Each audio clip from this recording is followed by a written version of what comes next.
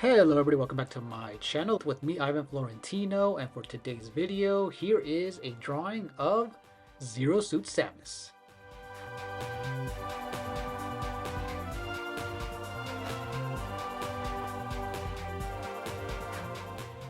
But before we get started, consider hitting that like button, ringing the bell, and leaving a comment.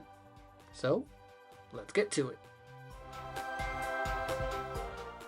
Now here is a brief summary of Suit Samus. So she is a version of the character Samus Aran, the main protagonist from the Metroid series by Nintendo. While Samus is typically seen in her powerful weaponized power suit, the Zero Suit is a sleek, blue, light, tight suit she wears underneath it.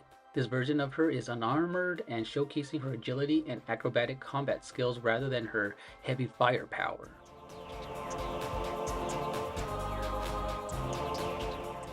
Without her power suit, her combat style relies on quick movements, hand-to-hand combat, and a small energy-based weapon called the Paralyzer.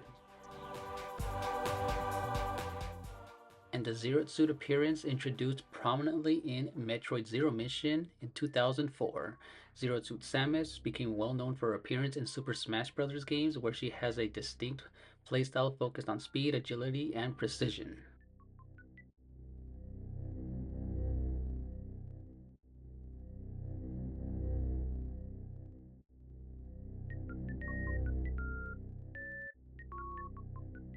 Now for this tutorial video, I started drawing Samus with a drafting pencil, a very light one, so that it's easy to erase.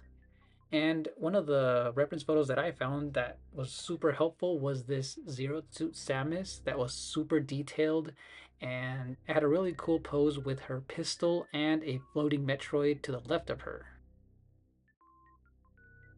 And I really do like this iteration of Zero Suit Samus because she has been seen in this suit every time she dies in all of the games, and there has always been different versions of this, but one of the most updated ones has been from Metroid Prime 2 Echoes, Metroid Prime 3 Corruption, Metroid Fusion, and especially Metroid Zero Mission when you were able to play as her in one of the sections of the game.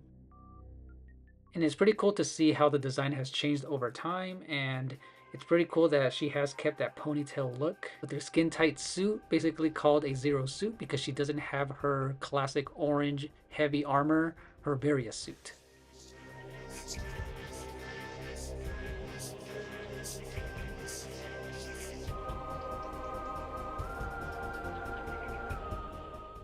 And one of the next steps I did for this drawing was a cheap black ballpoint pen. And for this, I wanted to use a combination of pens and finally finish it off with some basic color pencils and then blending everything in with a colorless blender.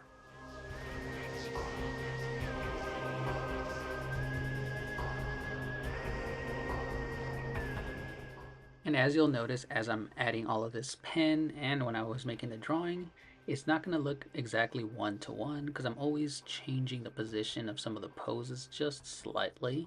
So if you noticed, I do kind of have her right arm with the one with the pistol a little bit more flared out to the left.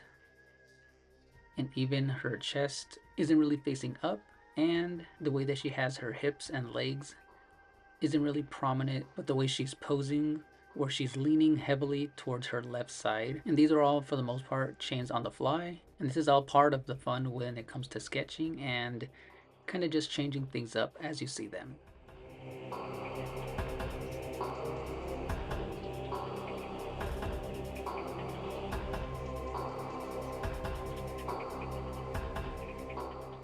And this specific model toy that I used as a reference was the more slimmer look that they used for Metroid Other M, which is another one that I really liked, and just another section that you were able to play as her in Metroid Other M as well.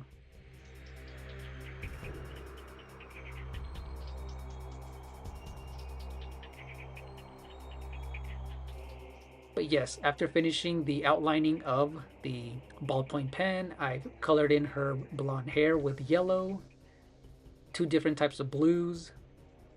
I colored in that Metroid at the very end, used a soft pink and orange blend for her skin tone, And finally used a colorless blender to blend everything in and just kind of have those pigments have a bit more of a transition into the white of the paper, and it just looks a lot richer.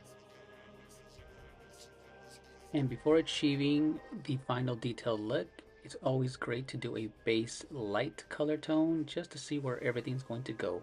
So that's why I did a light blue almost everywhere, even where I know I was going to darken it with a different navy blue.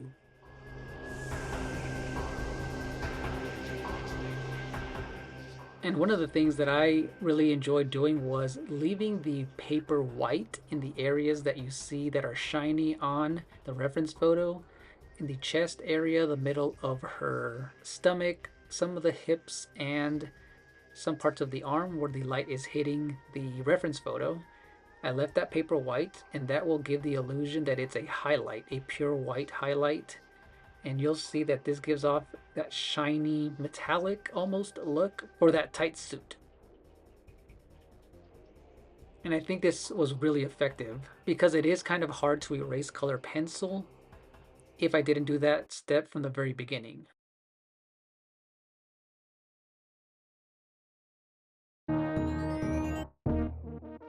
And with that Metroid, I just used a few different types of green, like a light one, a neon, a medium dark green, some red, some orange, some pinks, and because Metroid seemed to be almost like a jellyfish, a lot of the parts of the teeth, the red, and inside that membrane, the brain-looking substance, and the outside is very see-through.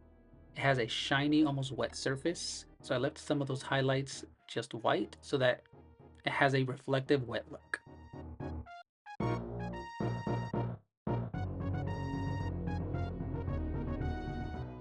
But I really enjoy making this Zero Suit Samus. I'm a huge fan of the Metroid series. I can't wait to play Metroid Prime 4.